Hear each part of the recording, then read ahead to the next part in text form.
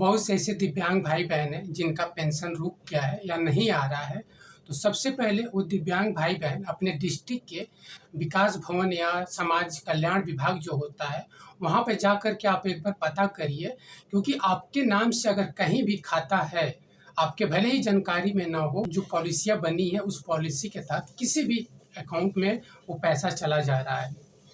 क्योंकि मैं खुद अपना बात बता रहा हूँ कि मेरा खुद 8-9 महीने से पेंशन रुका हुआ था और उस बैंक में जा रहा था जिस बैंक का ना हमें नाम पता था, ना अकाउंट नंबर पता था, कहीं कुछ पता ही नहीं था उस बैंक के बारे में था। और मुझे कन्फर्म भी नहीं हो रहा था कि हमारा पैसा नहीं आ रहा है, क्योंकि हमारा और बाबूजी का जॉइंट खाता था, तो कभी उनका वृद्धा पेंशन आता था उसमें और हमारा भी, दोनों पैसा एक ही खाते में जाता था। तो उनका आता था तो लग रहा था कि हमारा ही आ रहा है, पर मैं डाउट से ही अपने डिस्ट्रिक्ट में जा कर के पता किया, तो उन्होंने कहा कि आपका पैसा एक्सिस बैंक में जा रहा है। मैं बहुत अचंभित हुआ कि मैं कभी एक्सिस बैंक में आज तक गया ही नहीं हूँ, तो मेरा खाता कैसे खुल सकता है एक्सिस बैंक में।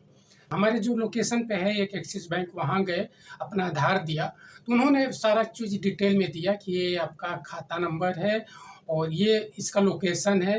तो फिर मैं इलाहाबाद आया, इलाहाबाद में वो खाता था मेरा। हालाँकि मैं दूसरे ब्रांच में गया, दूसरा ब्रांच वाला हमको टाइट कर रहा था कि आपका खाता है, आपको ही नहीं पता है, इस ब्रांच में नहीं है, दूसरे लोकेशन पे जो बैंक है वहाँ पे है। मैं वहाँ दौड़ते हुए गया, फिर लगभग 10 दिन लगे ये सब प्रोसेस कराने में, तब जाकर वो पैसा मैं एक्सेस कर पा रहा था। हालाँकि इसके पहले मेरे 2-2 3-3 अकाउंट थे जिसमें पहले से पैसे आते थे दिव्यांग पेंशन, पर उस बैंक का हमारे पास एनपीसीआई कहिए, आधार कहिए, सब कुछ ऐड करा करके, अंगूठा लगा करके रेडी था, फिर भी उसमें पैसा ना भेज करके ये लोग पता ना कब का एक्सिस बैंक में हमारा अकाउंट खुला हुआ है, उसमें पैसा ये लोग भेजने लगे थे। सारा चीज़ें अपडेट करा करके मैंने उस एक्सिस बैंक को अपने होम डिस्ट्रिक्ट में ही ट्रांसफ़र करा लिया हूँ। अब उसमें ही बार-बार आ रहा है। अभी सितंबर वाला किस्त जो आया उसी खाते में आया।